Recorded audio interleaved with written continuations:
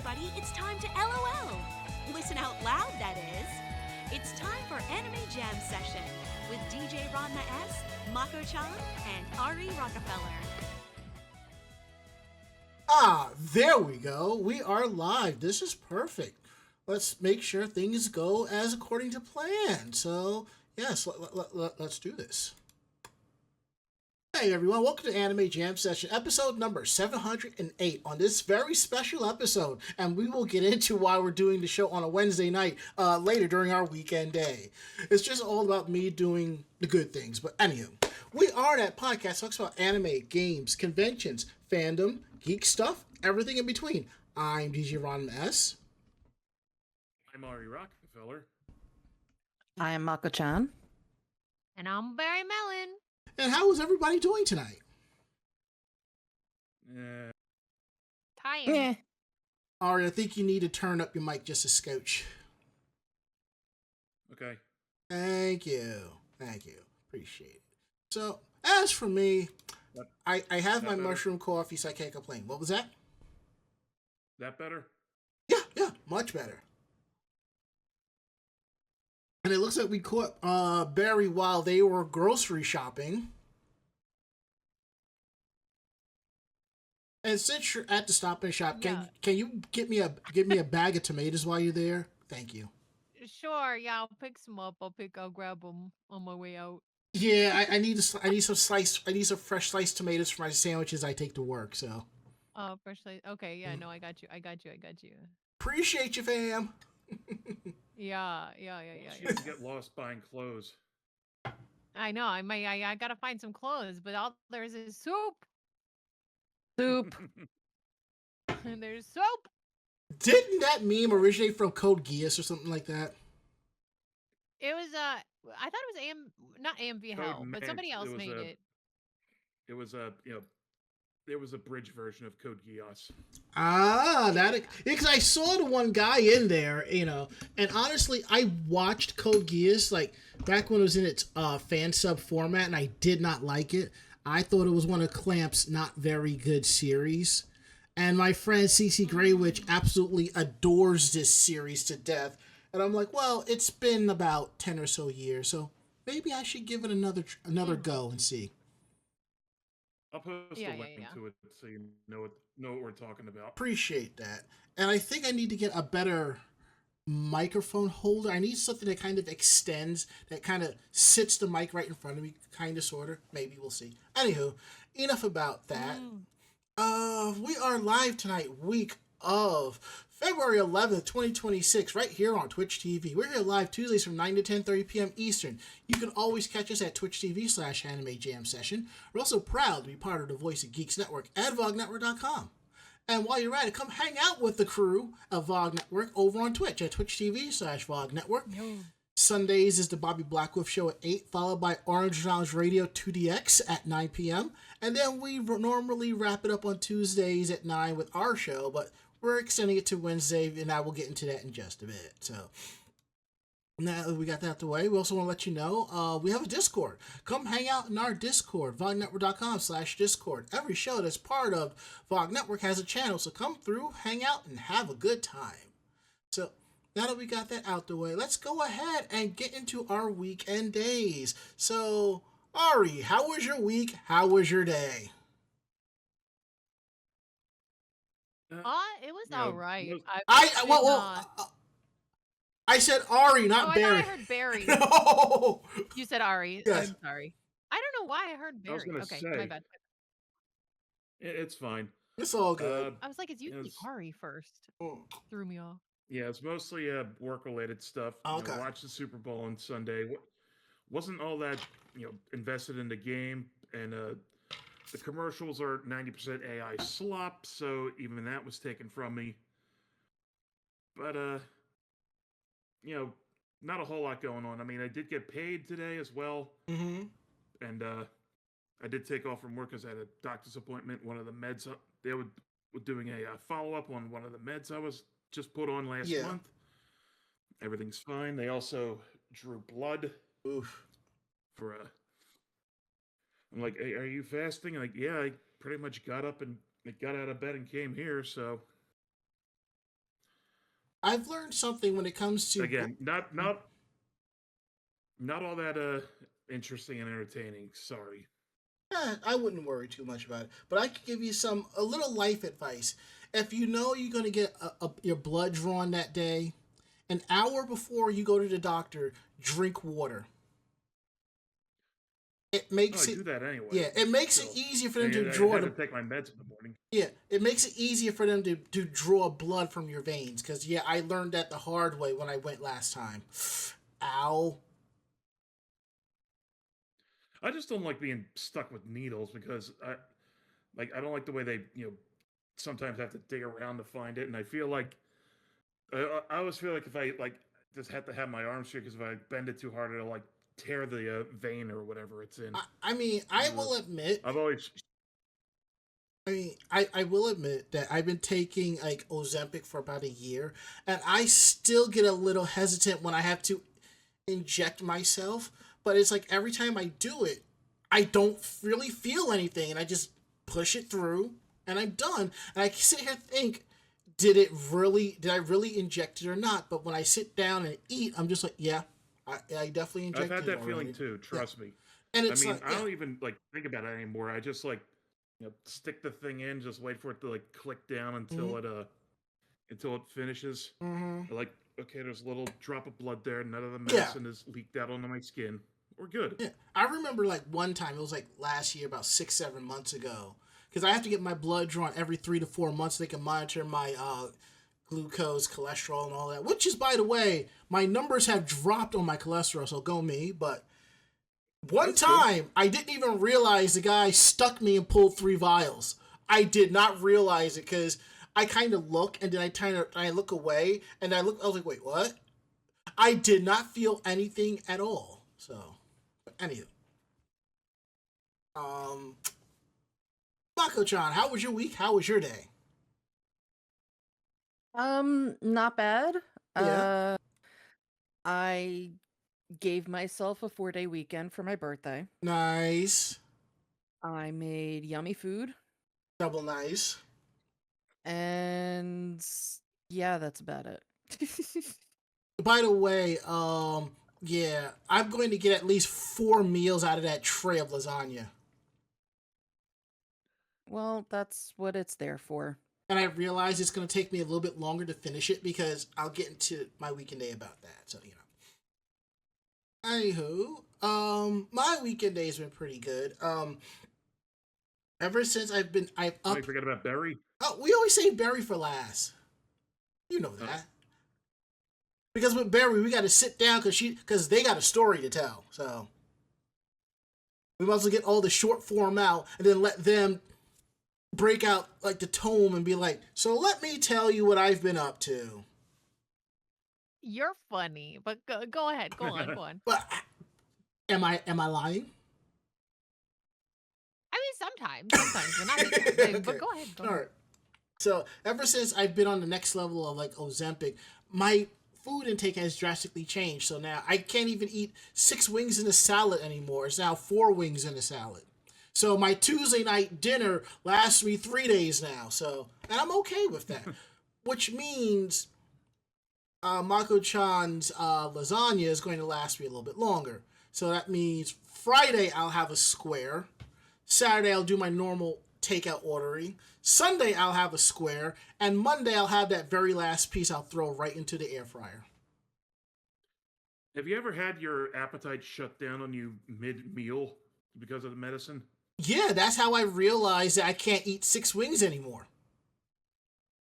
Yeah, that's a terrible feeling because I've bitten in, taken 1 or 2 bites and something and my body's like, yeah, you're not hungry anymore. I'm like, I don't see that as a bad thing because like I said, I always make a salad with wings, and I know that people are listening, oh, big whoop, you have a salad. Well, to be fair, it's a lot of greens with the salad. For a lot of people.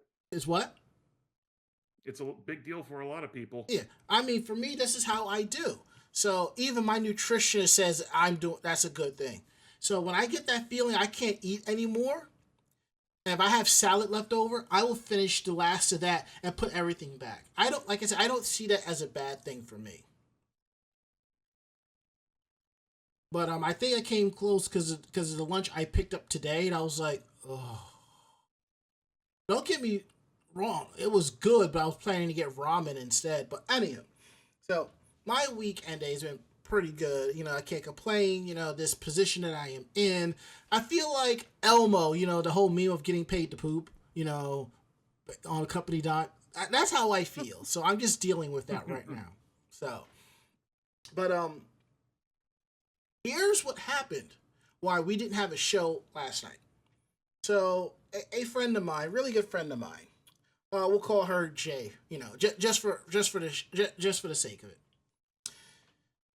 She recently lost her job and her car. So she was, and while all this was happening, she was making plans, you know, to go visit her son and go see the monks who were doing the Walk for Peace. So because of all that, her money went in a different direction. She's still waiting for unemployment, but thankfully she has a job now, but doesn't start for about 2 weeks. So I decided to help her with the hotel rooms and a rental car. And I just told her, you pay me X amount every week for the next 2 months, and we're even. If you can get it all in before the end of the 2 months, that's even better. That's how I roll. So hotel rooms were good and done. The booking for the car. So I made a mistake and set the pickup date for Wednesday and not Tuesday. I didn't realize that till I was on my way to JFK Airport. So I spoke to someone there. They're like, you have to call the 1-800 number, because I called the people that, you know, I booked the reservation through. They said you have to call Hertz. So that's what I did. Hertz says you have to call Priceline. And I said, I didn't use Priceline. I used these people. Evidently, the third-party site that I use, they use Priceline. Okay.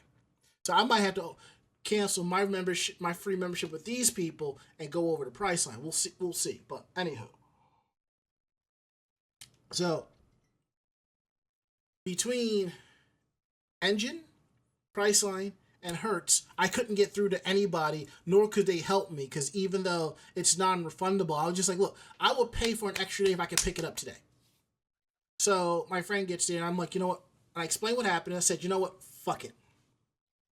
Just book a room, we'll book a car. I already quoted you 2 and change.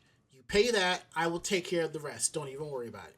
And then I ran into another issue. So, for those of you who don't know, I don't drive. I don't have a license. So, booking a rental car made things slightly more difficult.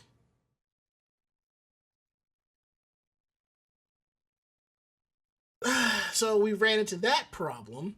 I spoke to someone at Thrifty. They were like, look, you can do it this way. You can still put yourself down as a driver, put your friend down as a second driver. We just need to show that. It turned into this cluster F.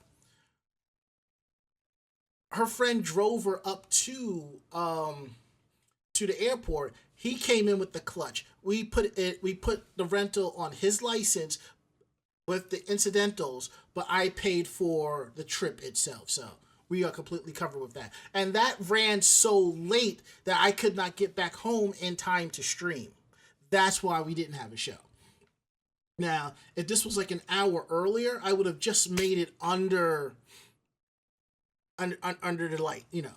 So there is that. And Cedar Berry says, what? A New Yorker without a license? Cedar Berry, my friend, buddy, pal of mine. I used to live in Westchester County, and I live in New York City. These are 2 places where having a car is 100% optional. So, you know what they say? Nobody drives in New York. There's too much traffic. Yup. And the funny thing is, finding out the truth about the car I was going to get at 16, if I actually known the truth, things would have been drastically changed. And Seabury says he was being... I'll tell you that in a sec. Cedarberry says he was being sarcastic. Well, given how it's coming through text, it's kind of hard to tell. All right, so when I was 16, I was promised a Mercedes-Benz.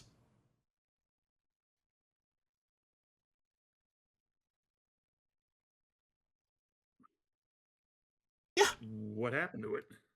Oh, my mother argued my grandmother over the car. Was it a new one or? Wasn't a new one. It was hers. She was gonna give me hers. She's gonna get another one. You have to understand. My grandfather is a cross-country truck driver.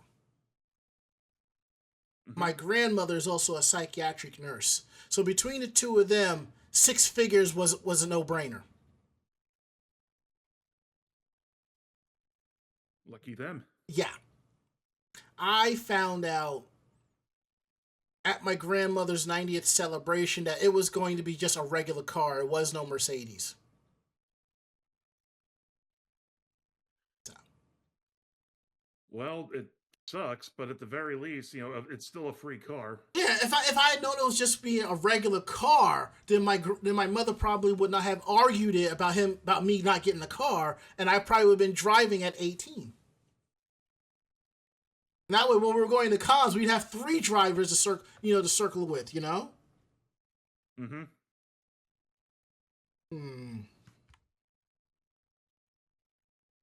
Anywho, that's my weekend and what we've missed. And Barry, how was your week? How was your day? How was your month?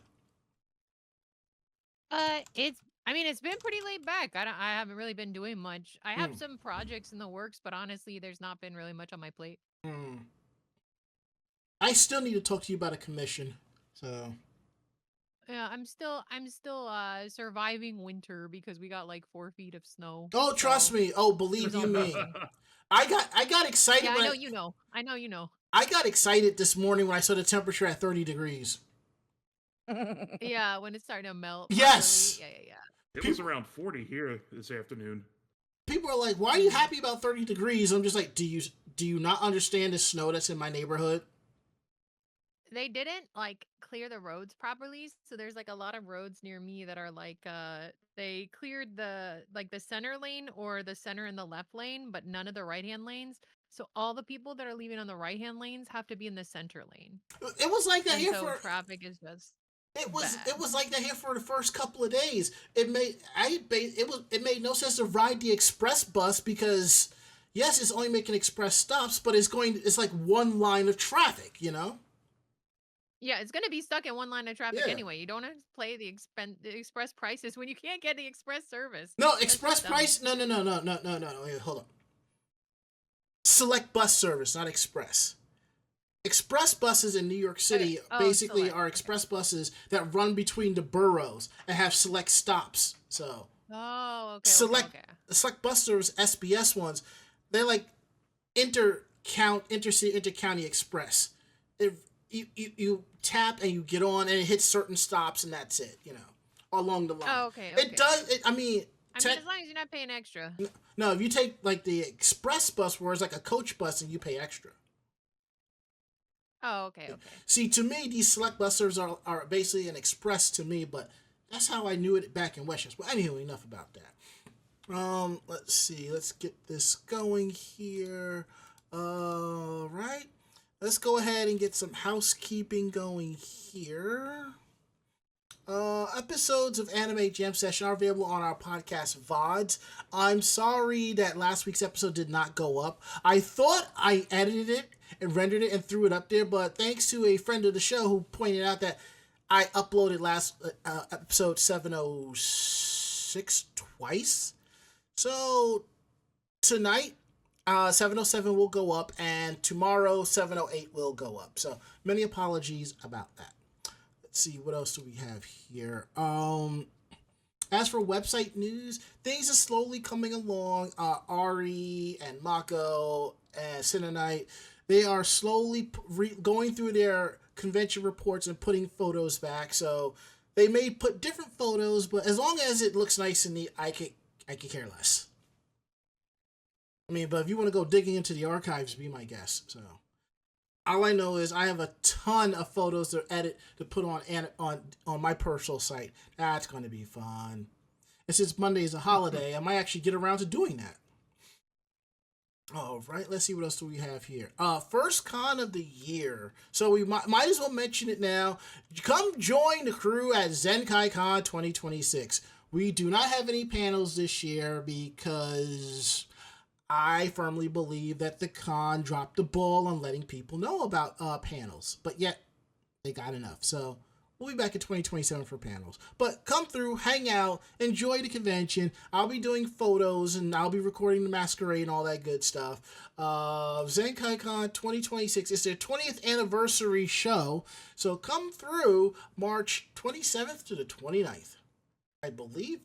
No, March 20th to the 22nd. Okay. It's always been like, what, the third weekend of March? Yeah, that's right. Something like that. Yeah. Normally the weekend before or the weekend after I go to 90s Con, but that got postponed to October. I'm just like, sweet. I still got to book my room for that.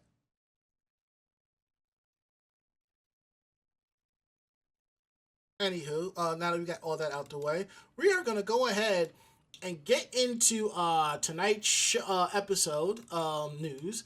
You know what, Mako, why don't you kick things off with what happened with Crunchyroll? Uh, yeah. Unless you want to take the Gundam Wing story. Mm, it doesn't matter. Okay. I'll take the Ranma story. Ari and Barry could fight over the Miyazaki one.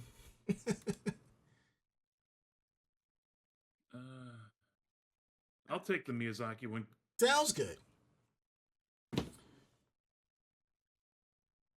So Barry gets the gets the Gundam Wing boys. You lucky person, you. Yeah. So, Crunchyroll kind of screwed up. Not the first time, won't be the last. Nope. So while they pride themselves on being the world's premier destination for anime streaming, the platform is not doing so well. The latest mishap only furthers this bad reputation, as they have accidentally leaked one of the biggest hits of the winter 2026 anime season. Whoops. So they accidentally uploaded episode 7 of Fate Strange Fake to its official YouTube channel an entire week ahead of its scheduled release. It was originally slated to premiere on February 14th. The episode remained live and accessible to the public for over 8 hours on February 8th, before staff presumably identified the error and removed it. By the time the takedown occurred, fans had taken note of the blunder, calling out the streamer for significant oversight.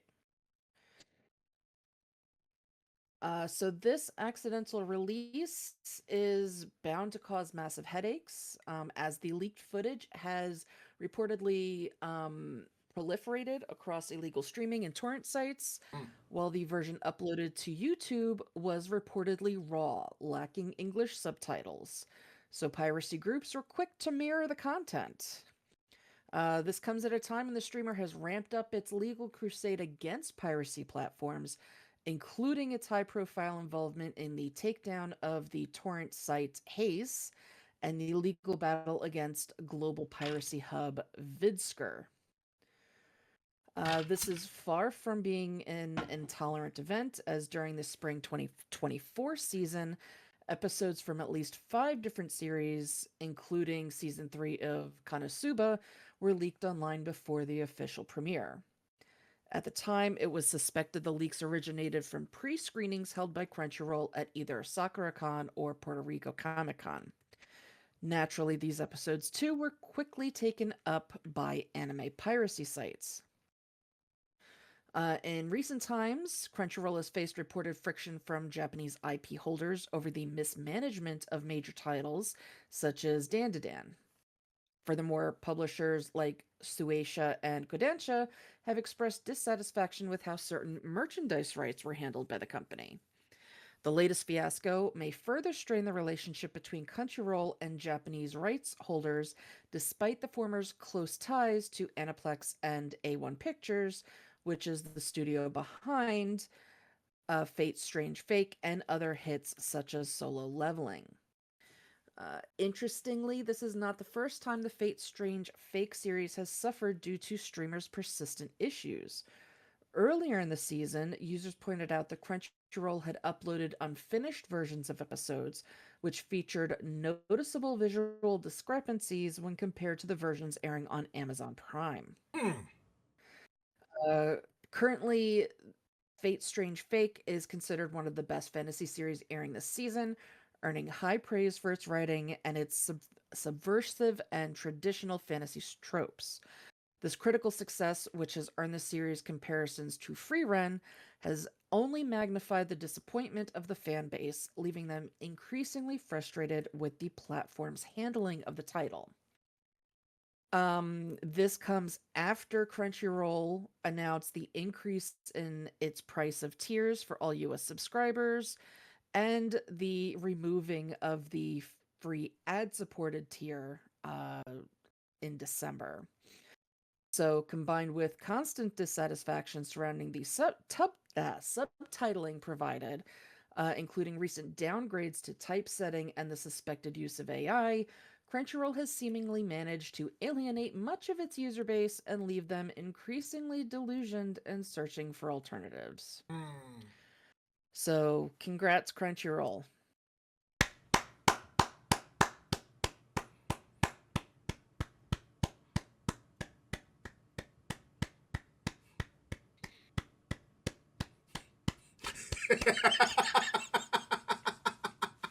Was that coming in as sarcastic? I just want to make sure. I knew it was sarcastic.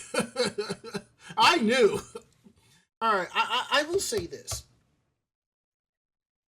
Because it's not hard to rip YouTube videos, which is why it hit fan subbing sites a lot early.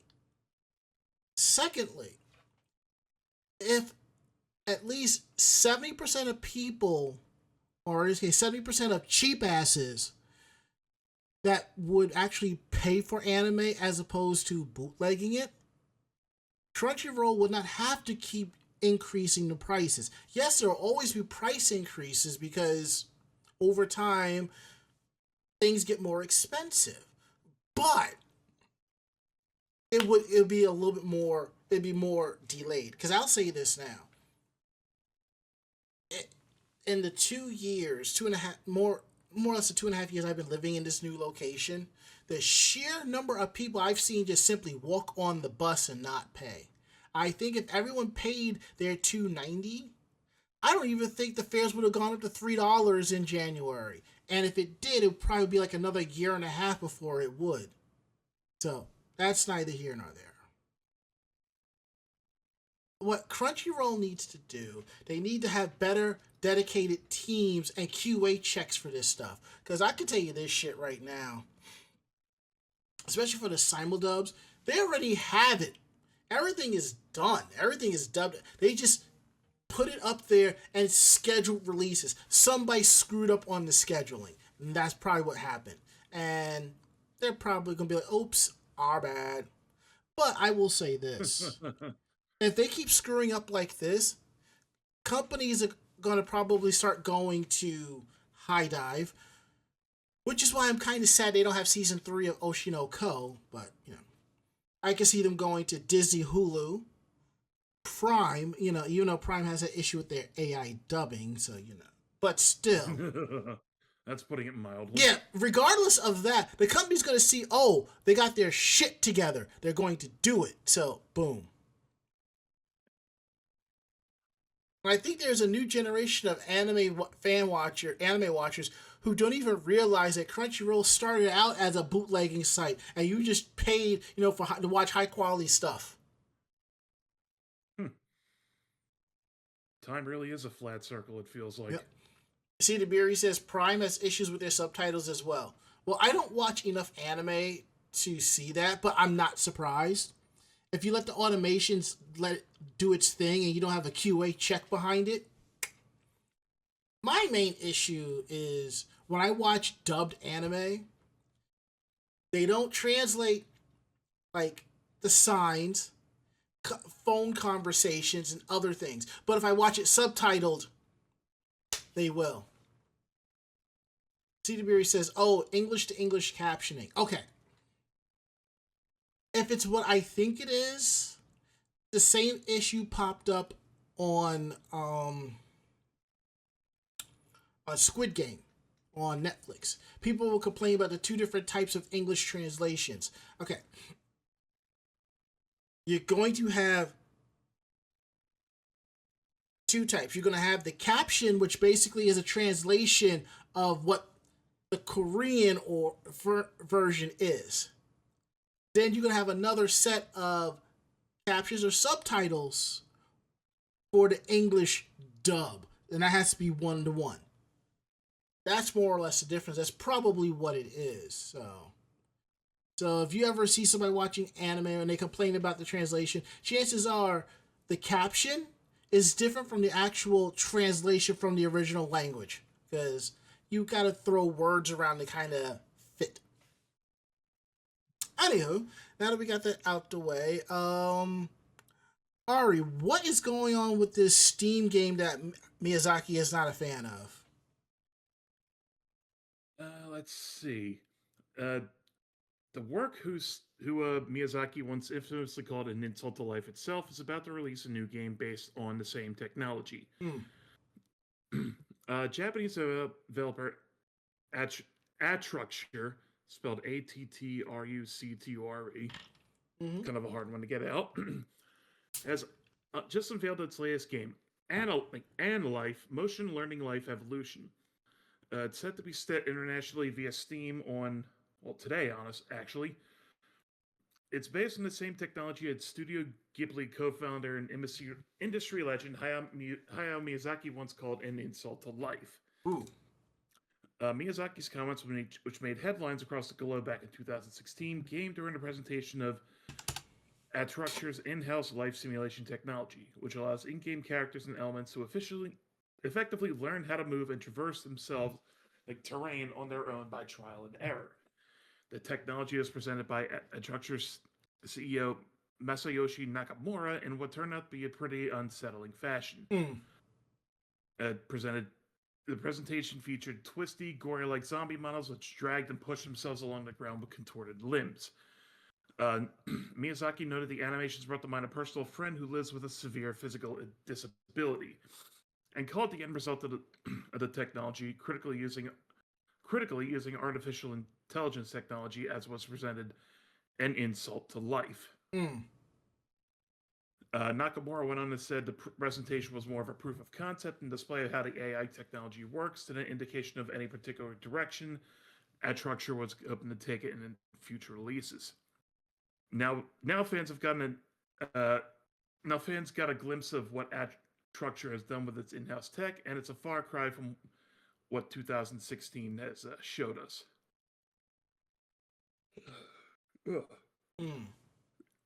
It's near total control over a pocket world residing in a bubble. All manner of virtual life forms will learn to navigate the world and evolve to suit their needs, independent of any player interaction. Players will be able to observe and meddle in the goings-on of this world as they wish, and with near limitless abilities to create, reshape, or destroy the world with any given bubble they explore. The creatures will be dependent on food, which will be available in two distinct varieties. First will cause creatures to continue to pass on their basic genetic traits of their offspring, while the second will cause their offspring to mutate, usually through an increase or decrease in the block count that comprises their physical forms. Interesting. Well, obviously, I get why the AI backlash is happening, but I've seen stuff like this before in Spore. Remember Spore? Yes. Okay. So here's the thing: when people are talking about how AI is harmful to the environment, it is. With the amount of water, drinking water they waste. It's generative AI that is the problem. But when somebody says AI, they're talking about all of AI in general. But that's not the case. You have narrative AI and assistive AI. These are the AIs that you find in video games. This is the type of AI you find in your Siri or Google Gemini when you tell it to do something and it just does it or sends you the reminders. Most of the time, AI is machine learning. That's all it is. You're telling it what to do, and it's learning how to do it. Those types of AI is okay. That's fine. It's the generative that's the problem, and people are not understanding that. I think from this game, it's using generative or narrative AI, narrative or assistant. It's using those for the outcomes and so forth, and that's okay.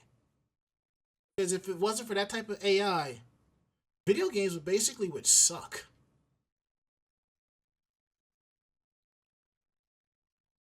Bonzo says, don't forget Cortana. Yeah, and Samsung Bixby. Yes, those two. Yes. All right, let's see what we have next. We're talking Ranma One Half, my favorite anime, and I wish I have to get out of here for now, guys. I'm afraid. All right, now take care, dude. Yeah, gotta get up at 4:30. Gotta pay those bills, man. Okay, have Yep. a good morning. See you guys later. Sleep well, my friend. Later. All right. While I get this together, Mako-chan, tell the people about your Funko Pops.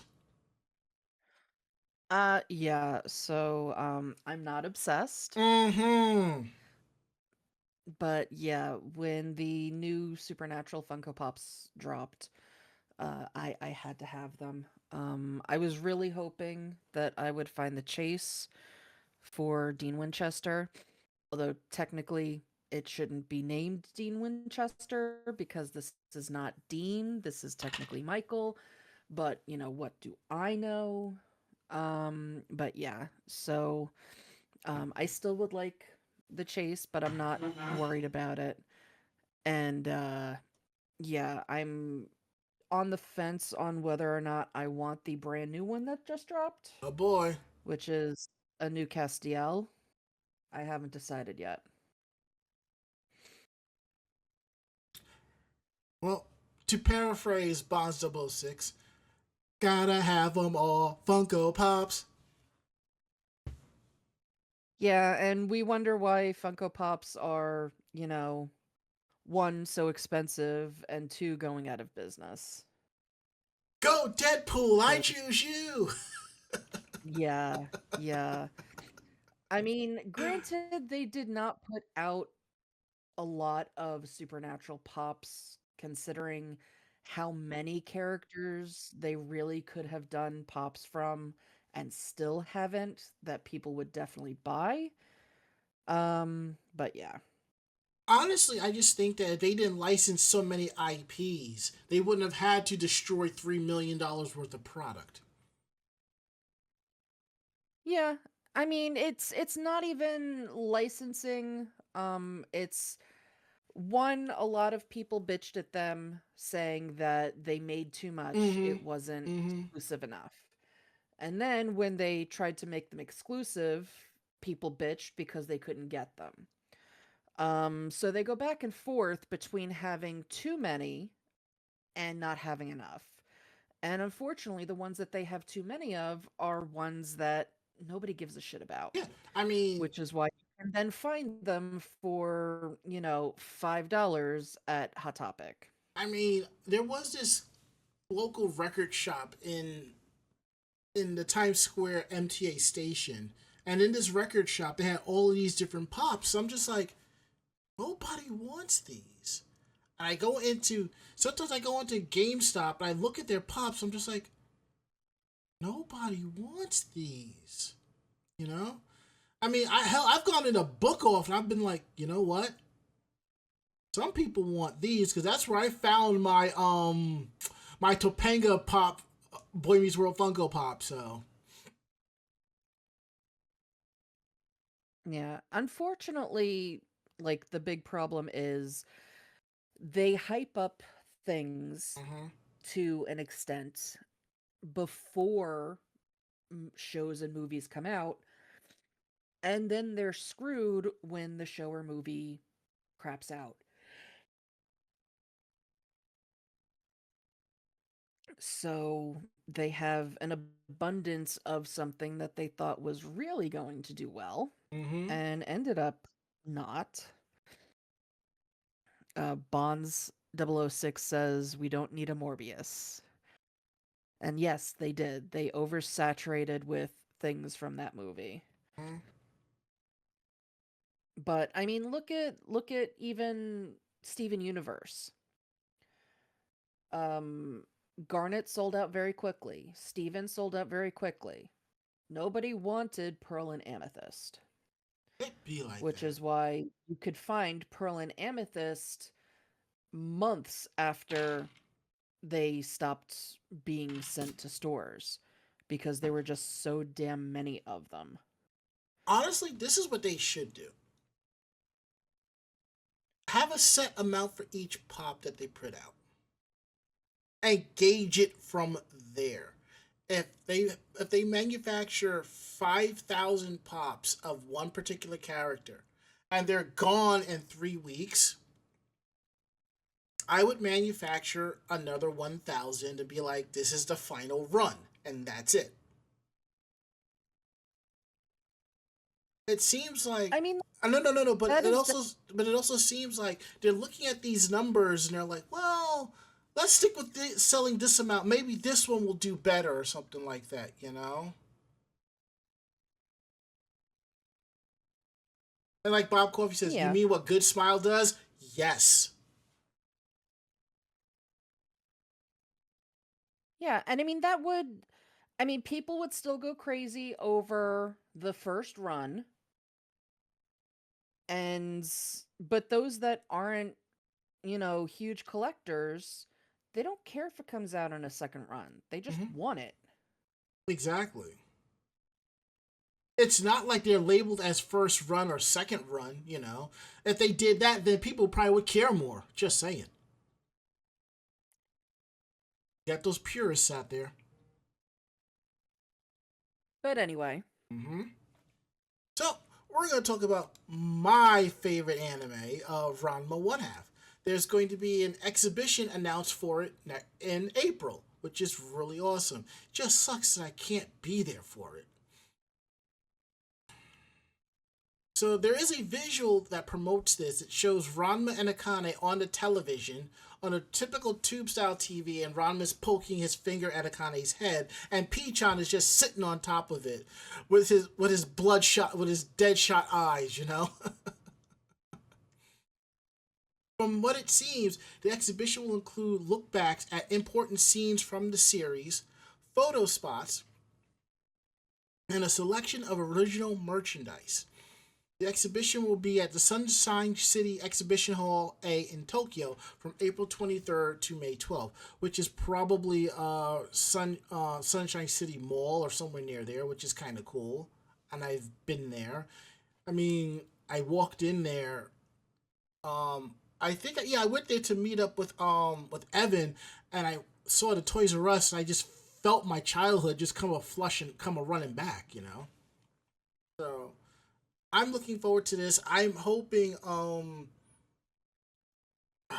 that one proxy so I follow on Facebook, No Country for Tall Men, will actually check this out because I know they have been doing non Sailor Moon pickups and stuff like that. So I'm kind of hoping for that. That's going to be fun.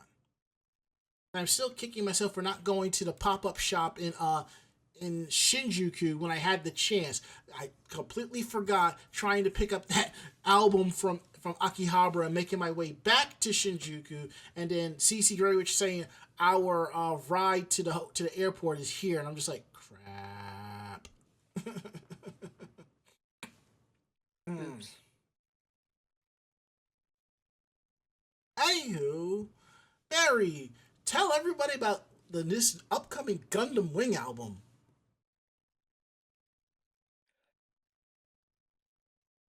Barry? Yeah. Okay, let me get on that. I Yeah, thought we yeah. lost I you was for a just blowing second my there. nose. I was like, Sorry. No, I was no. blowing my nose. I was muted. So 2 makes 30th anniversary project releases mobile Gundam Suit Wings song albums, medley videos, and illustrations. 2 memorial albums will be available in March on the 18th. And to commemorate the musical group 2 makes this is 30th anniversary in 2025 because they I believe they did some of the music for Mm-hmm. Gundam Wing.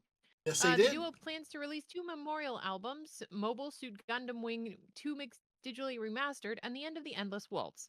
2 Mix is a two-member unit consisting of vocalist Minami Takayama, the voice of Conan Edogawa in Detective Conan anime, and keyboardist Shiina Nagano.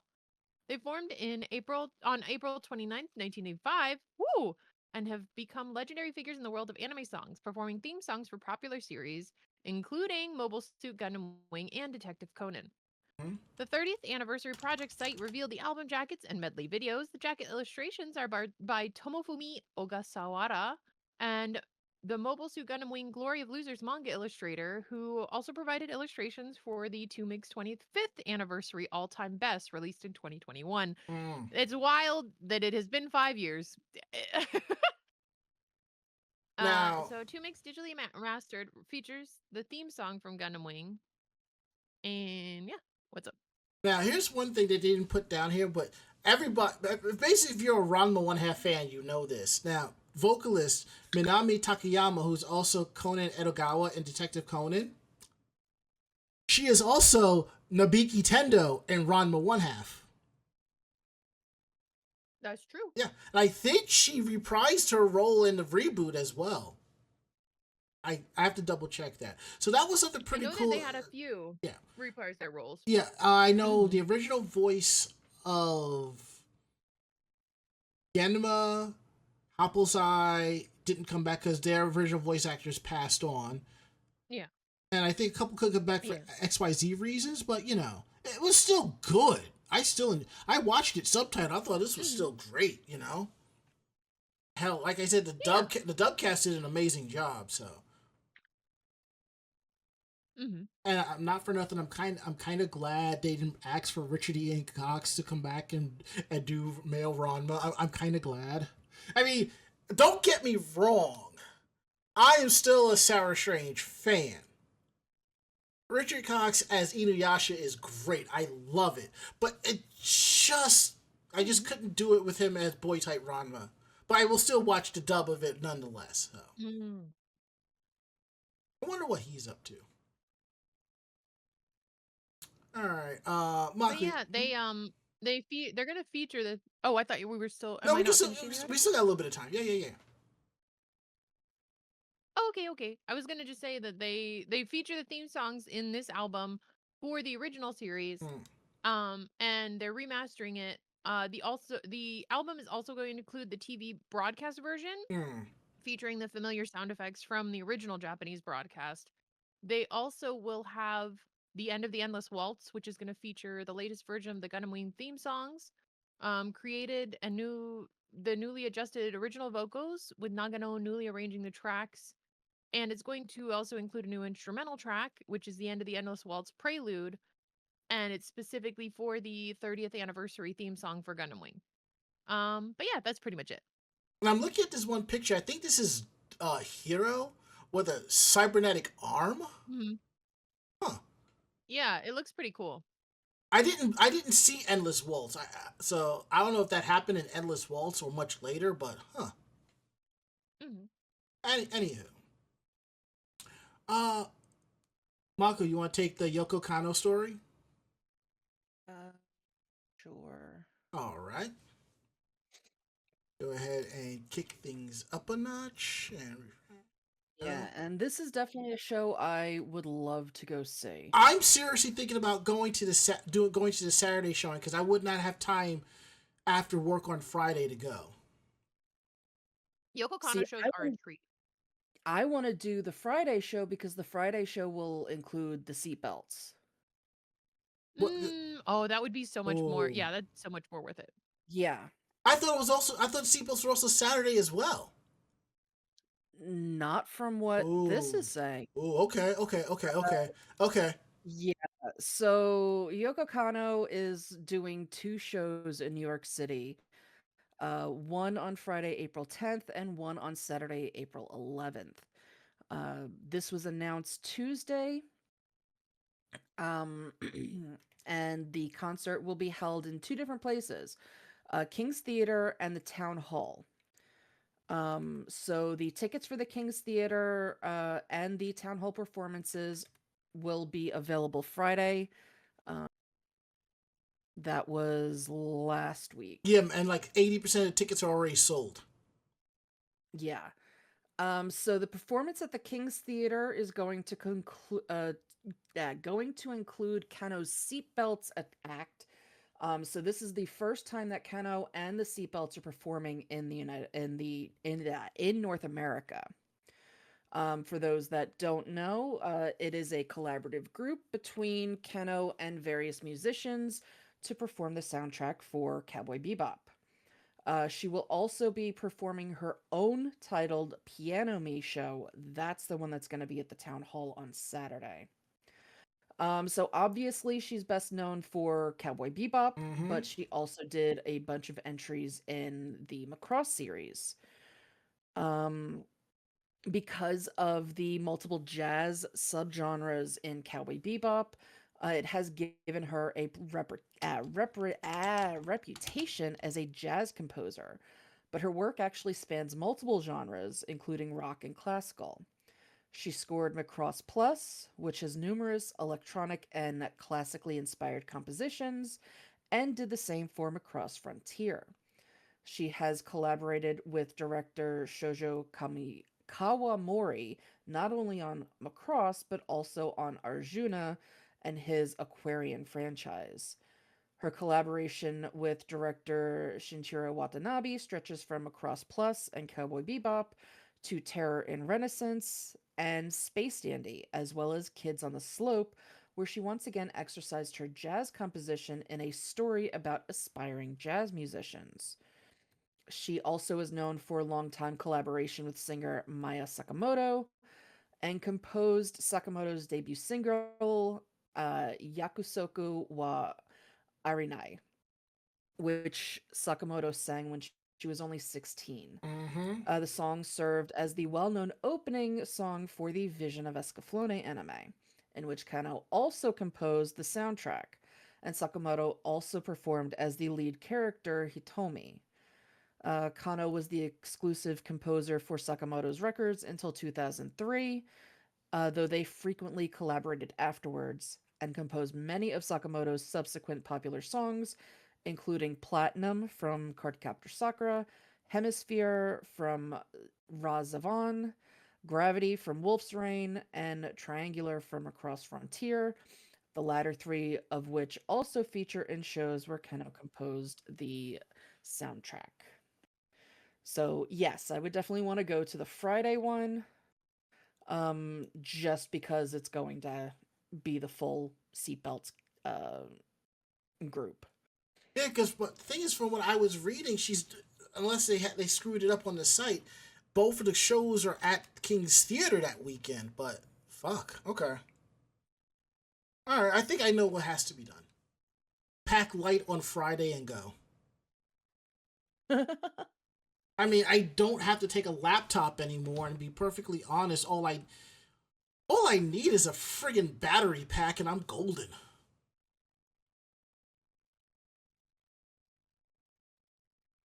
Yeah, well, hopefully there are tickets.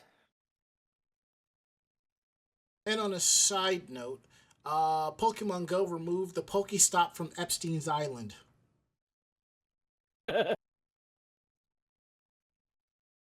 Mmm. That's all I gotta say is mmm.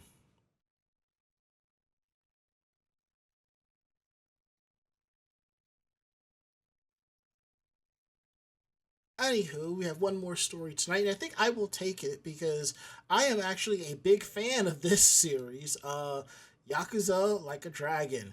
And which reminds me, I do have to finish watching the series on Amazon, which supposedly it got renewed for a season two, but I legitimately don't know. But Holy crap. what? No, the cheapest ticket for the seatbelts that Friday Mm-hmm.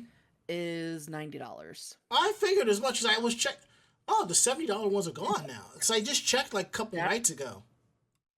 Yeah, that is nosebleed. Um, Mm, if you want actual orchestra seats, you're looking at 140, I and that's might. the back of the orchestra. I might. I might. And the two that are all the way up at the front, because it is a price based on demand, is $420 Shh. for one ticket front seat. Let me tell you something. If I didn't have to pay off that one credit card, I would have thrown $400 at that ticket. Just saying. Super Saiyan. But there is a crossover with Yakuza. It's crossover with another mafia series called Nihon Toitsu, and it came out yesterday. It's a 3 episode series that's available on Amazon Prime Video. Sega announced this live action crossover project between both series, and it's like I said, it's 3 episodes only, and it's called Ryuga Gotoku, powered by Nihon Toits, like a Dragon, powered by Japan Unification. And for those of you who don't know, Ryuga Goto is the original name of the series, which is why the newer Yakuza games are called Like a Dragon. It was originally called Yakuza, but they changed over to kind of make it more make sense. Which reminds me, I need to jump back into finishing Yakuza 0 so I can start playing Kiwami, which I'm glad I got my hands on since the complete remasters or enhanced ones are out. So you know.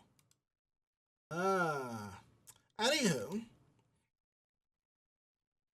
the cast for this crossover stars Yasukaze Motomiya as Kazuma, Yoshiyuki Yamaguchi as Goro, Kazuhiro Nakayama as Akira, and Kenji Matsuda as Makoto Date. And what's interesting is Motomiya, who previously played Shishido in Like a Dragon Gaiden, the man who erased his name video game, which is kind of interesting. Yamaguchi played Yuki Tsuruno in the same game as well. Nakayama is reprising his role as Nishikiyama from the games. He also plays later protagonist Ichiban Kasuga in the series, which I think if I remember correctly, who took over the role, character-wise. And Matsuda played Jason Rich in the Like a Dragon Pirate Yakuza in Hawaii game, which I heard is really kind of cracked out, so I'll wait till that game drops to about $20 before I pick it up. The original Nihon Toits video series is a Yakuza crime series about 2 individuals who join Japan's largest Yakuza organization and seek to unify all Yakuza organizations in Japan. I can see that. And as I mentioned before, if you go on Amazon, there is an 8 episode series about Yakuza that is available that came out in October of 2024. You should definitely check it out because it's pretty good. And there's going to be a stage play too. I don't know when that's going to come out, but you definitely want to check that out. It's part of the 20th anniversary celebration of the Yakuza series. Now, Ryuga Goto, powered by Nihon Toits, is based on the first Yakuza game, which I believe is which is not 0, but the first game. And the story is going to lead up to the remake of Yakuza Kiwami 3.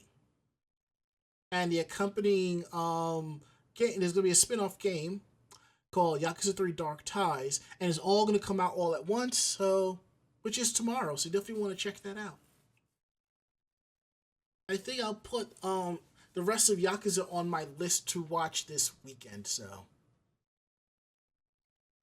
Anywho, now that we got that out the way, we're at the part of the show that y'all like to stick around for and have fun with. Meanwhile, in Japan, and looking at this, yeah, I'm going to take the last story.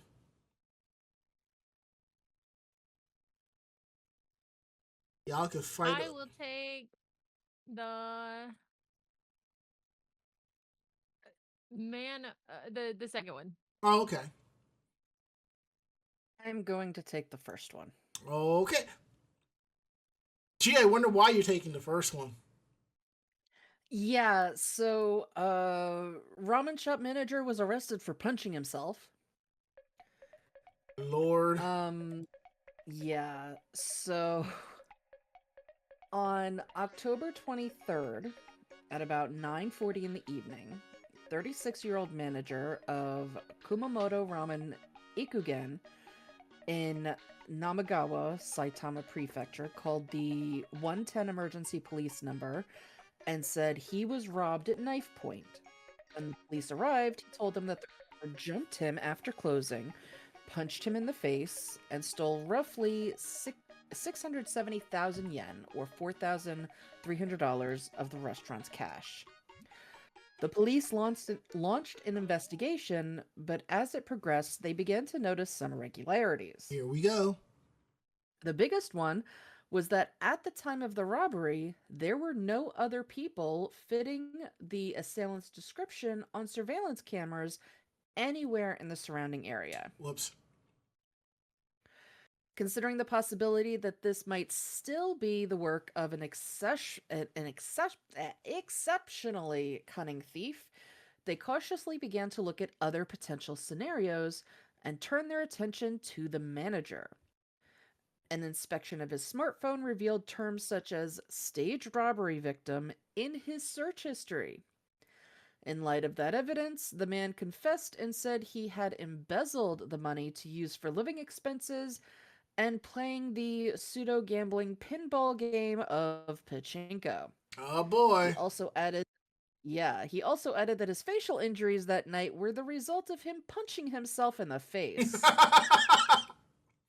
So, he was arrested for making a false emergency call and obstructing police duties on January 29th.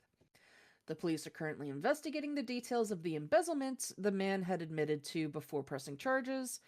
Meanwhile, readers of the news weren't surprised that he didn't get away with this scheme in this age of widespread surveillance in urban areas. Quoting, "They always catch this. A kid I went to high school with tried the same thing at a part-time job and got busted. They got cameras everywhere these days. It's crazy to try a stunt like that.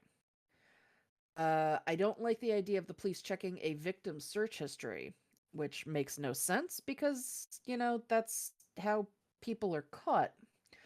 I thought I remembered the name of that restaurant. It was profiled on a ramen YouTube channel a while ago. I checked the place on Google and it has really good reviews.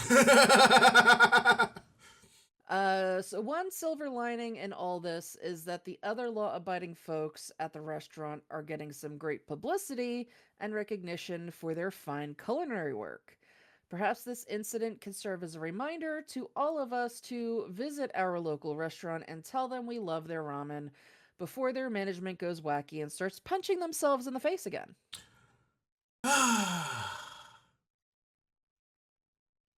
He did the dumb.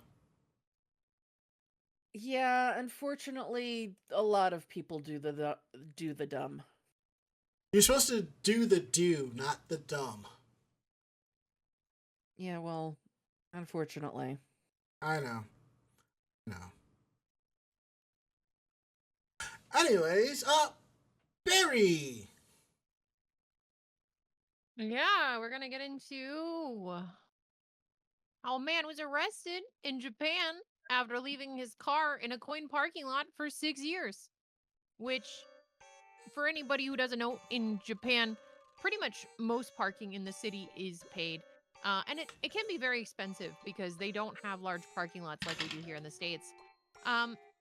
He racked up a 3 million yen bill, which for those in US dollars, is, look this up real quick. Dollary dingoes, dollar hairs, if you will, is $19,680.97. Ooh, that's a lot of money. It's a bit of money. So he says he remembers parking his car, but he can't remember the exact date he did it anymore.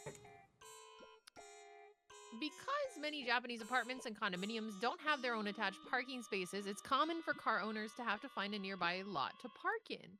Usually, they'll seek it out of place where they can lease a reserved parking spot on a monthly or other long-term basis.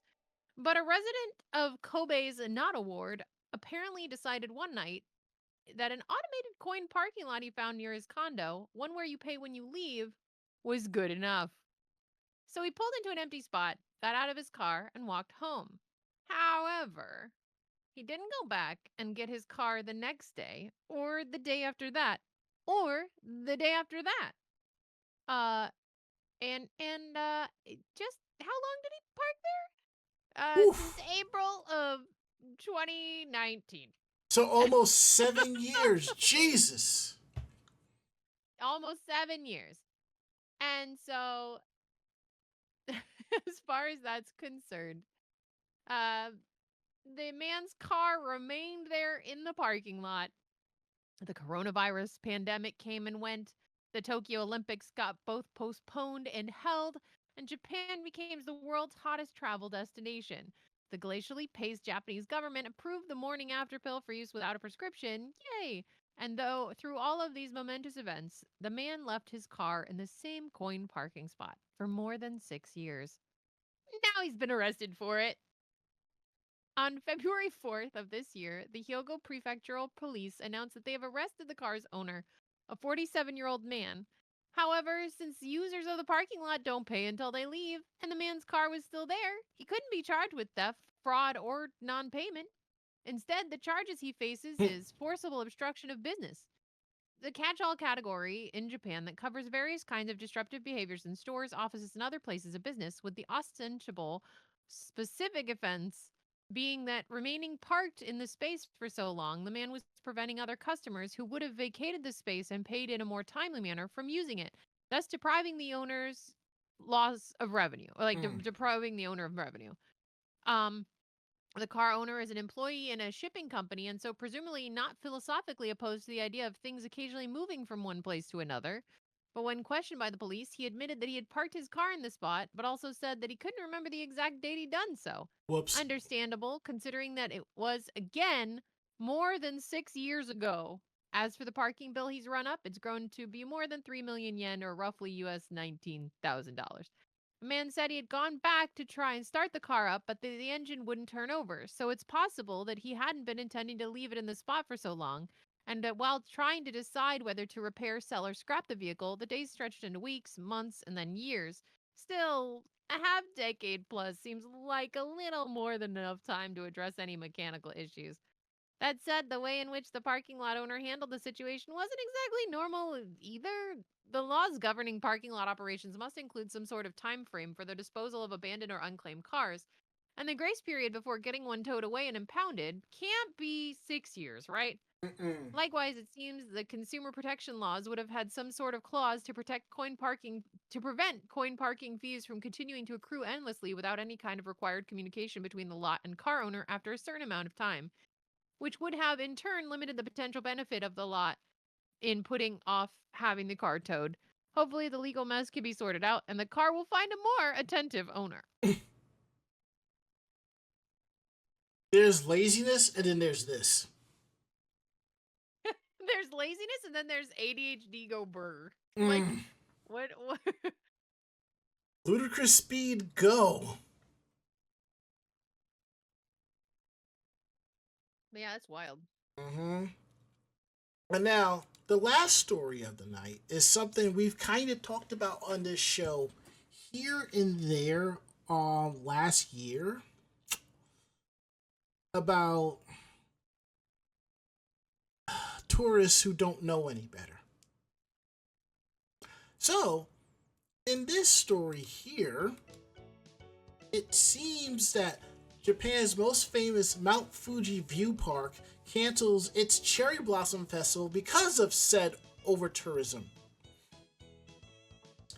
In-home trespassing, public urination, and other bad manners bring an end to a local tradition. So if you've ever been a little bit of interest in traveling to Japan, chances are that many times over the past few years you've seen a photo taken of the same exact vantage point as one, which shows it shows Mount Fuji in the background, and in the front a viewing pagoda of sorts, which looks really nice. And there's like there's a antenna on top. It's such a concise concentration of traditional Japanese beauty that it almost doesn't seem real. Like it's a collage put together for anyone who needs a splash image that says Japan, for a report or a presentation. But the spot where those photos are taken actually exists. Arakuriyama Sengen Park is located in the town of Fushioshida in Yamanashi Prefecture, where a walking path leads up to the suburbs to a shrine with a viewing deck that offers sweeping views that stretch unobstructed views all the way to Japan's tallest mountains. And wow. But this park wasn't always the poster child for the whole country. About 10 years ago, Fushioshida held the very first Arakuriyama Sengen Park Sakura Festival in an attempt to drum up publicity and to attract leisure travel visitors to the area. 10 years and countless social media photos later, though, the situation has changed dramatically, and less than 2 months before the start of the cherry blossom season, the local government has announced they're canceling this year's festival. And if you want to know why, they gave several reasons for it. Chronic traffic congestion, tourists not giving away on sidewalks, forcing children to walk to and from school in the street, trespassing on private property, cigarette butts all over the place, people urinating and defecating in residents' gardens. Are you serious? That's disgusting. And opening residents' doors and entering their homes without permission to use the bathroom. You try that in the U.S., you're going to get shot.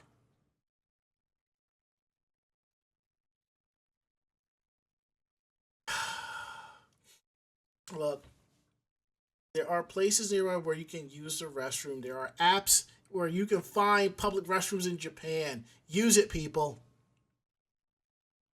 I mean, don't you remember when we talked about that guy who lived above the 7-Eleven and had bottles full of urine? You don't remember that? He was in a 7-Eleven. Yeah. He could have gone to the restroom in the 7-Eleven, but he was living in the ceiling, so. Now, as for the Fushioda government, they put out a statement, and the mayor, Shigeru Horiyuchi, added to that. The statement basically says, in recent years, there has been a rapid increase in the number of domestic and foreign visitors to the park, and harmful over-tourism has gone beyond tolerable levels, deeply impacting the living environment of local residents. Makes sense. I get that.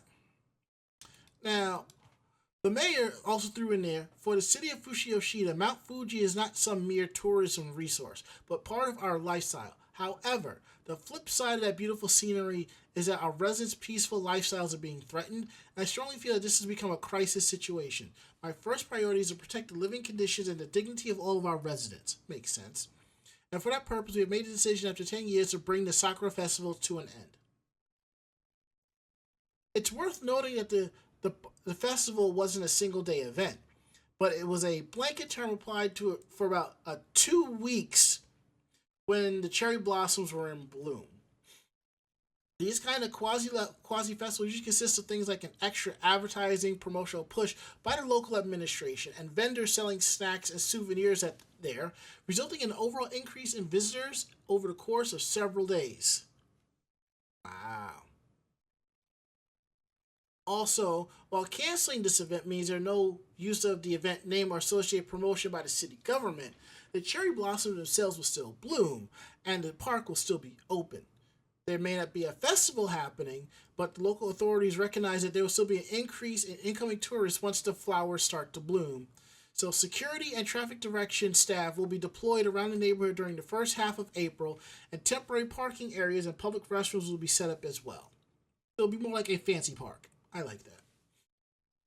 And finally, it is ironic that in the very same press release where Fushioshida is announcing that they're canceling this festival because too many people are coming, they're also including an absolutely stunning photo scene at the scene, which is what I described at the beginning of this story, showcasing the very view that's been drawing tourists to the town. It highlights the complicated aspects of Japan's current tourism situation, which is that locals are proud of what makes their community special, and are, in principle, very happy to share that with visitors, as long as these visitors are considerate to the people who live there. The last part clearly has been happening in Fushioshida, though. As aside from the traffic congestion, their complaints aren't so much about the number of visitors as they're about the visitors who are acting like complete and total jerks.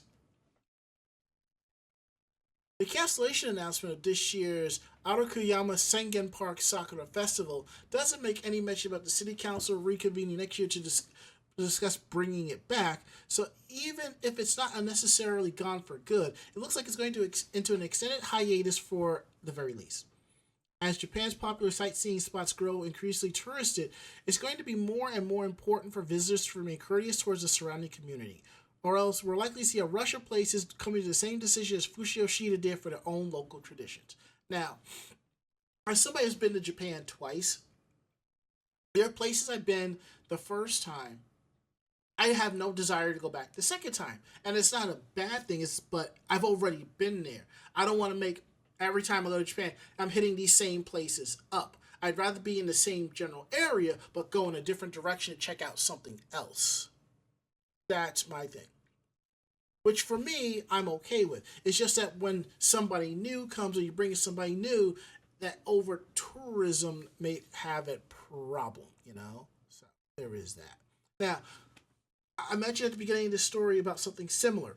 So if you are local to New York City, we used to have our own Cherry Blossom Festival at the Brooklyn Botanical Gardens. After COVID, they canceled it. And it was for very much the same reasons as I discussed here in this story. You have cosplayers running around with no home training whatsoever, shaking the cherry blossom trees so they can have the perfect photo of the cherry blossoms falling in the background. Mm-hmm. You don't do that. It's not what they're there for. And what's interesting is there were people, when I explained this, there were people who actually did not know this had happened. I'm like, yes, we have not had a cherry blossom festival in New York City in about 6 years. So it is what it is. Yeah, brought this on your own self here, people. So, anywho, I think we're done with that. So I think it's time that we go ahead and wrap up the show so some of us can edit and others can get some sleep. Sounds good to me. So if you like tonight's show, tell a friend. They in turn will tell another friend, and so on and so forth. We're independent bloggers, independent podcasters. So what we like and don't like, we're telling you straight up.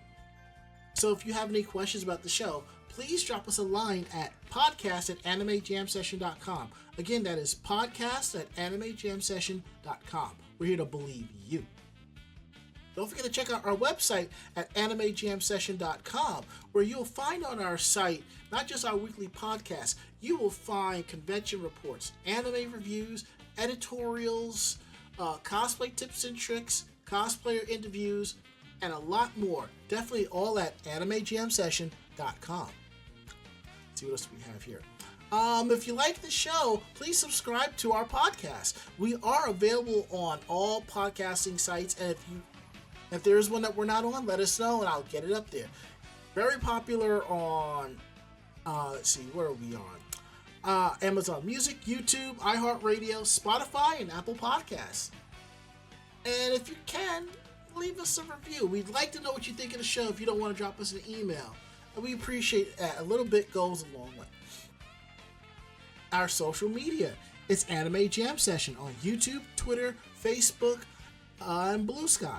So to all of our fans who follow us on our socials, thank you so much. We love you and we appreciate y'all.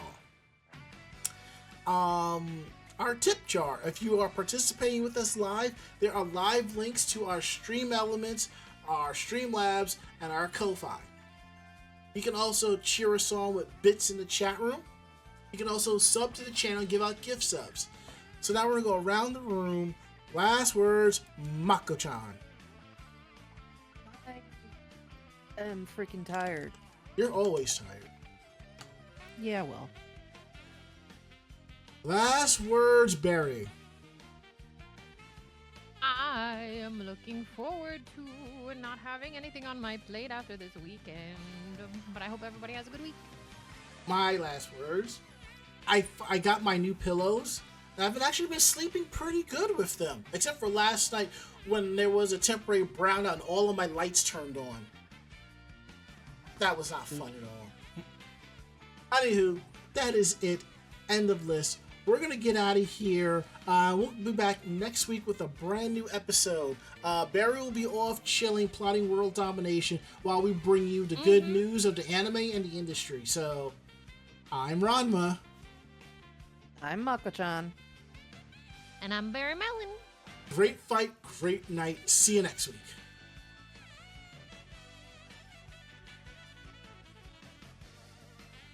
Good night. I was like, I'm like, there's dead hair while the music is playing. What the hell? Alright, that's it. We're gonna get up on out of here. So, see you all next week.